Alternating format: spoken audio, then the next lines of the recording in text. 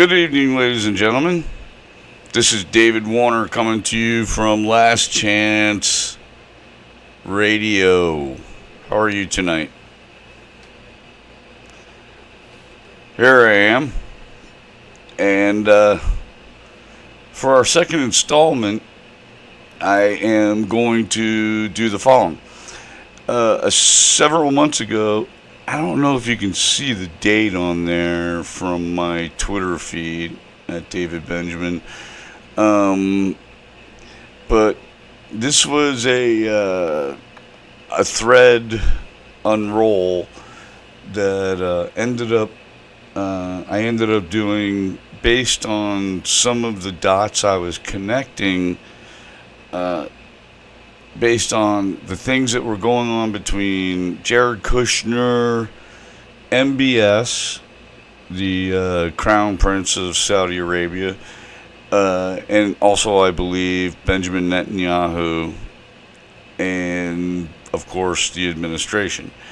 Now, what am I talking about here?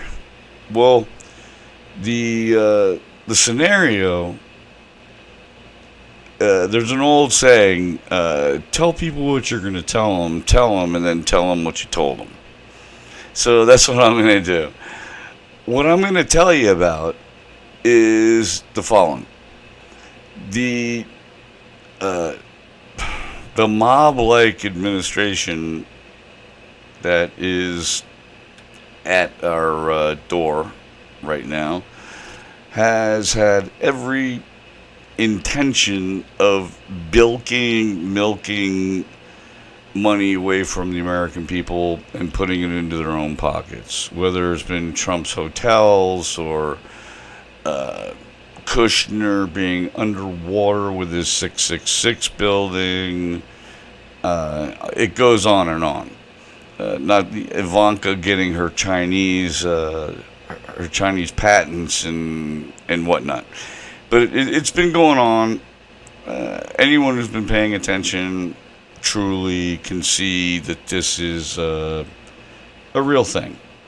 So what I thought I'd do is pull up my several-month-old thread reader here. And if you look over at the screen there, you can see it says, breaking from me. The Saudis killed Jamal Khashoggi because he was going to tell the Americans, excuse me, the Trump White House administration was about to sell nuclear secrets to the Saudi Arabians, specifically to MBS. Now, you would think immediately, based on that the Mossad and Netanyahu would have been going through the roof over the fact that the United States was going to give the Saudis any kind of scientific ability to, generate anything that's nuclear at all. I mean, that just kind of goes against everything in the Middle East, right? Well, they kind of came up with a deal between themselves. And I'm hoping to show you a little bit about that deal and what each and every person got out of that involved in that deal. And I do mean Kushner, Trump, Netanyahu, MBS, and how it all kind of came about. So bear with me as I scroll through a little bit of this thread reader app here, and we'll get down to this component. Kushner's apparent extortion of Qatar, and the extortion was that Trump and Kushner worked out a scenario where MBS would send in his naval forces and blockade Qatar, so that they were hurting, and it was a really bad scenario for the Qataris. So anyways, add in the Department of Energy who is Perry, and as we've seen today, Perry is now under subpoena by the House Judiciary, and add into their nuclear info to the Saudis. And it's out there, as I had listed this very early on, and please understand that this is a dated unroll. This goes back literally 5 months. So what you're seeing here is a 5-month-old scenario, but it still holds very much true to what is still going on these days, and how Jared sealed the deal. And basically, what happened with that scenario is as follows: is that Kushner, with the backing of the president, had MBS use Saudi naval forces blockade the Qataris inbound lanes to their ports so that they could not get goods and services, etc. Well, in order to call off this blockade, what was required eventually was that the Qatar powers that be in Qatar had to agree to pick up a 99-year lease deal on Kushner's 666 New York City building, which was way upside down at that point. And so once that was done, it was the beginning of the payoffs for each and every person involved in this multilateral, multi-participant scam. Let's just call it what it is. It's scam. It's mob, like you pay me, I pay you, pay for play. The same thing that Trump's in trouble for right now with the Ukrainian president. You know, let's not mince words. It's the same old Donald Trump with his Brighton Beach Russian mob affiliates. Coney Island style. Let's not mince words. Let's not let's get past what the stuff we hear day to day on the news. And gosh knows, I love Rachel Maddow. I mean, and I love all the folks on MSNBC. I think they do a fantastic job. But for some reason, and I'm quite unsure why they still tend to veer and steer away from certain direct, like spear, like stick it in them kind of thing. It's strange to me. I don't get it, but that's just me. So anyways, bear with me, and thank you for being here tonight. My name is David Benjamin. This is Last Chance Radio, and we call it Last Chance Radio because this is where you're going to get the last bastion of truth spoken to you by someone who has no skin in the game. None. You can't pay me off. You can't buy me out. If you want to hire me to MSNBC, I can't say I wouldn't think about it, but no. You know why? I've already done fairly well for myself, and the only thing I care about is telling the American people the truth about what's going on. So let me follow on down here in our thread reader app here, and you'll see that the first thing that we talk about here is U.S. approves secret nuclear power work for Saudi Arabia. Why? Why would we give the Saudis nuclear power anything? Well, basically, that was part of the payoff for running the blockade on the Qataris, which ended up um, netting Kushner 666 building 99-year lease, a 99-year lease for 10% of the 666 building. That building was, when the Kushners bought it, was way overpriced.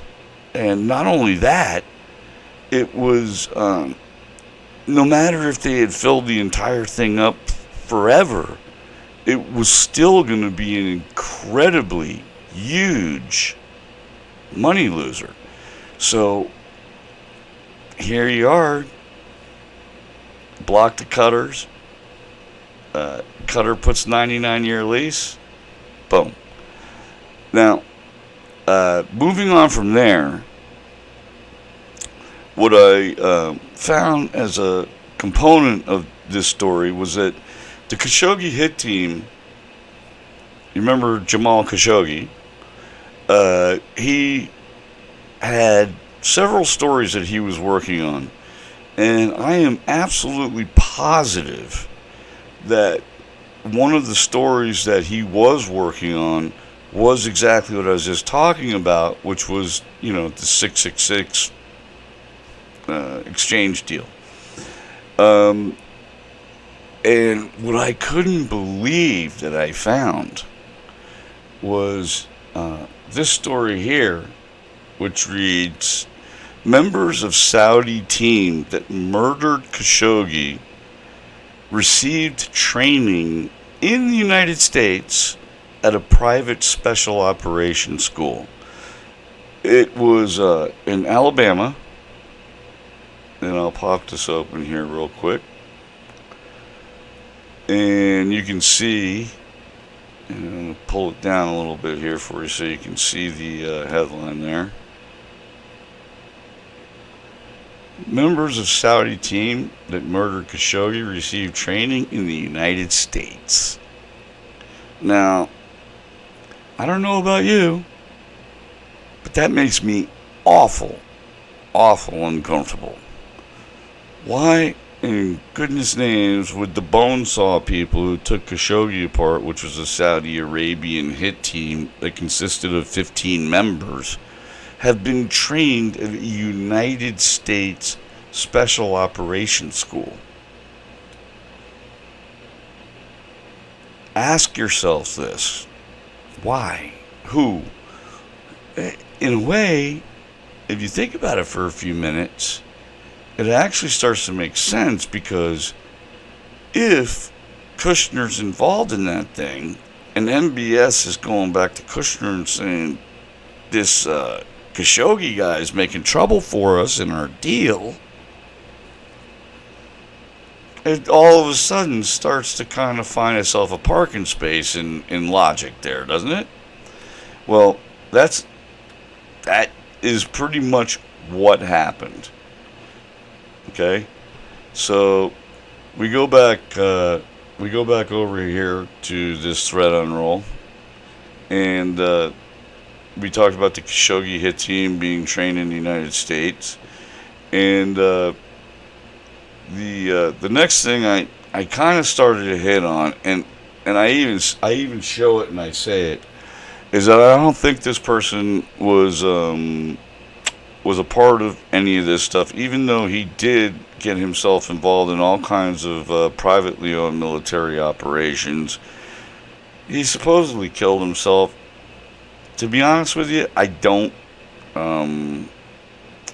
buy it, but you never know. Mental health is a thing that is real, and we shouldn't take it lightly.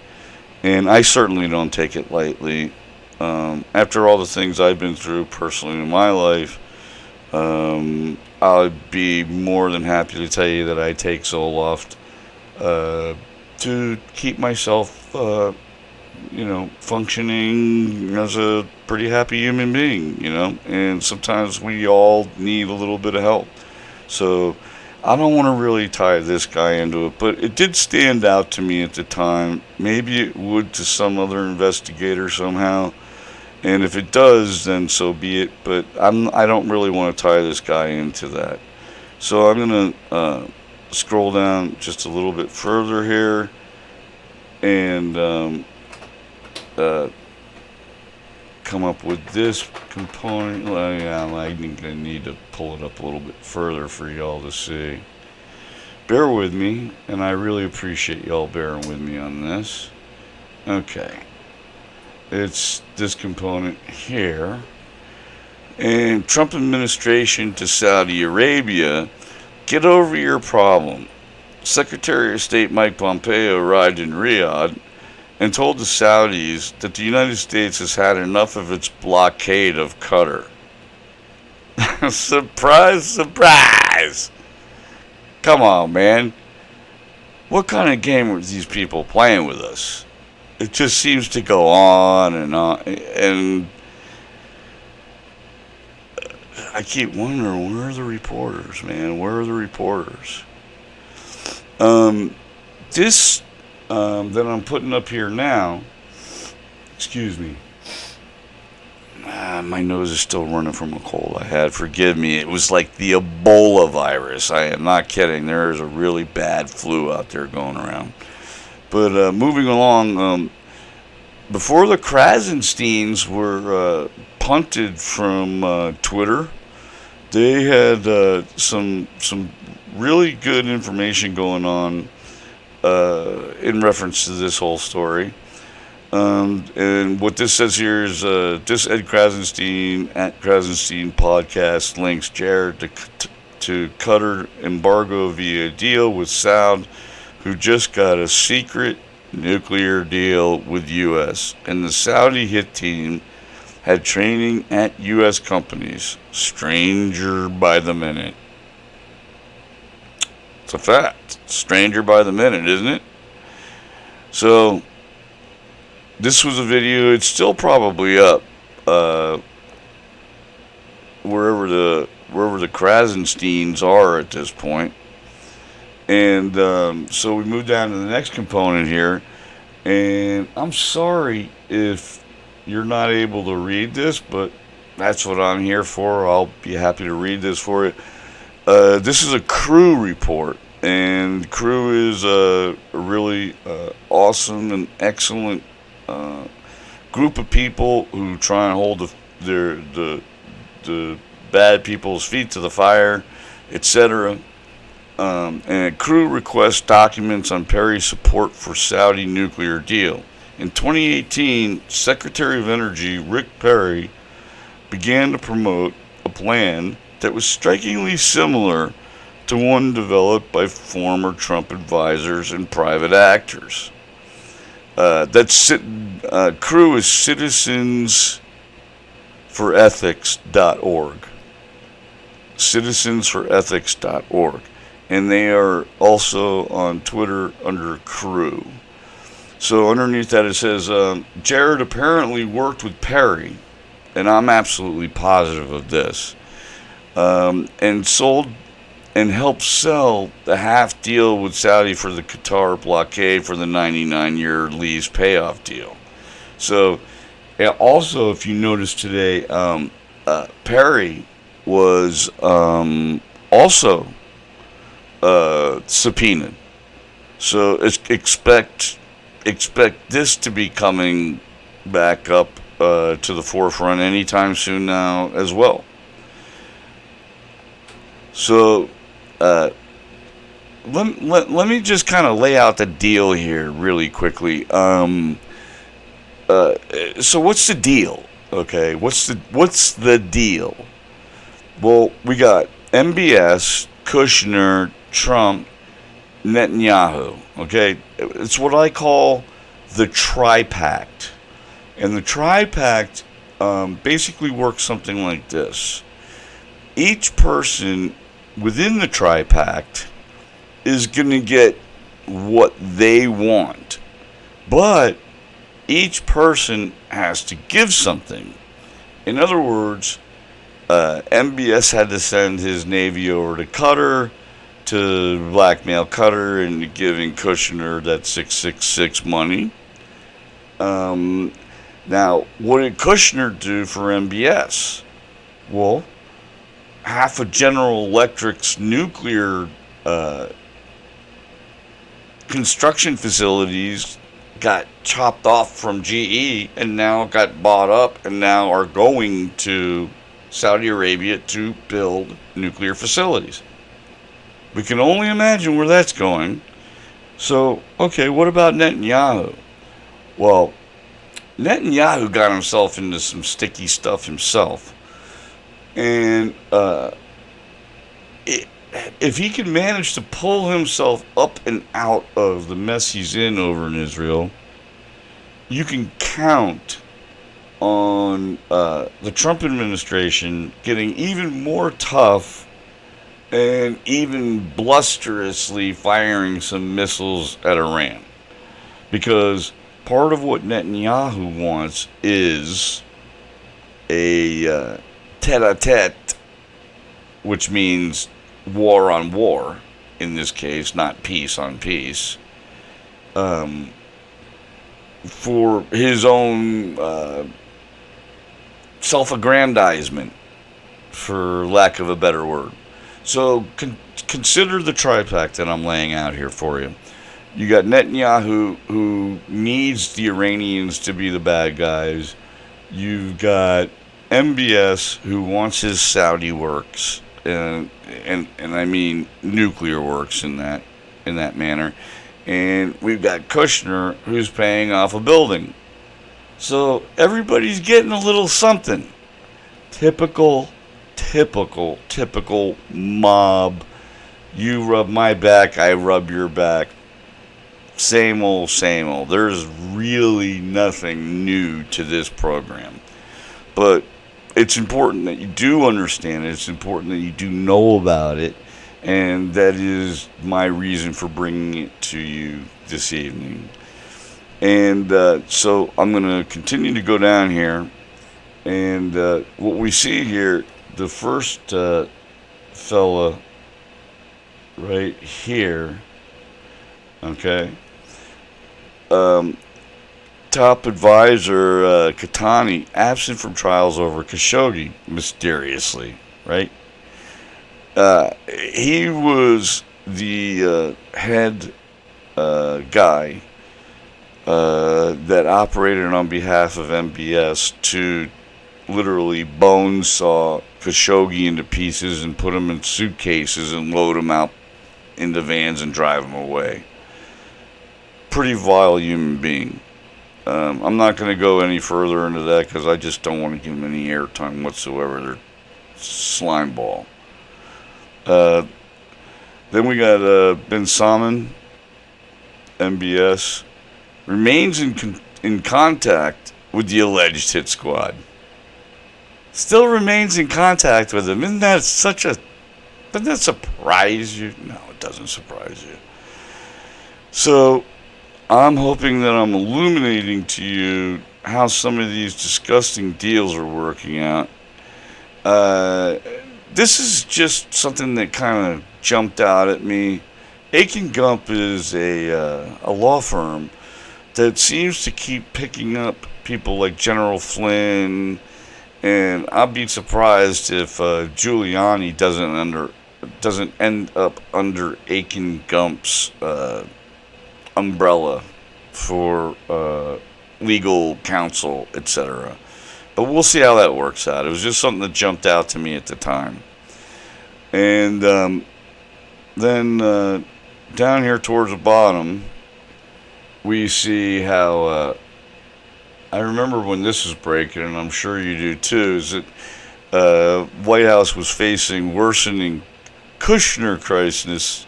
Whistleblower says at least 25 people were granted security clearances by White House after initial denials.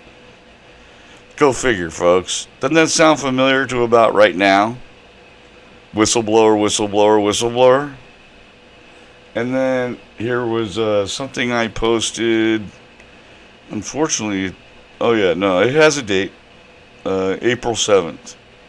So you figure April 7th is May, June, July, August, September, October. That's 6 months ago. So that was pretty much this rollout here. And you can find this rollout at um, at my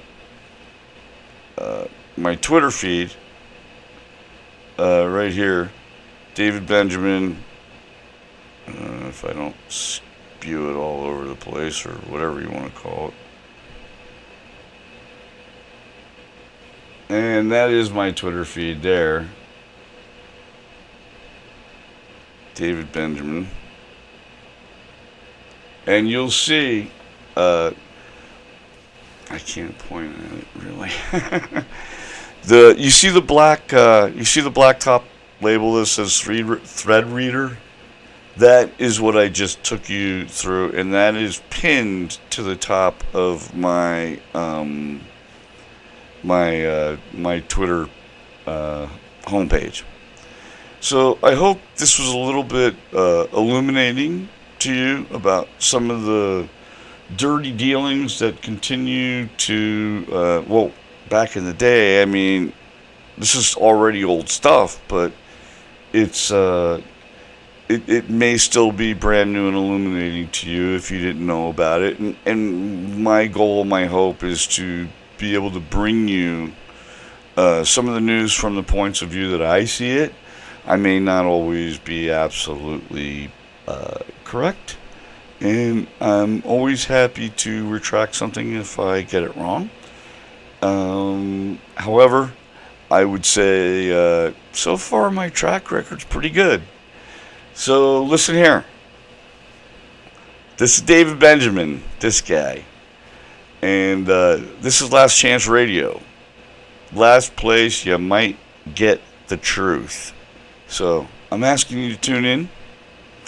And I hope you're enjoying what I'm putting out. And I'll look forward to seeing you next time. Last Chance Radio, baby. Get some.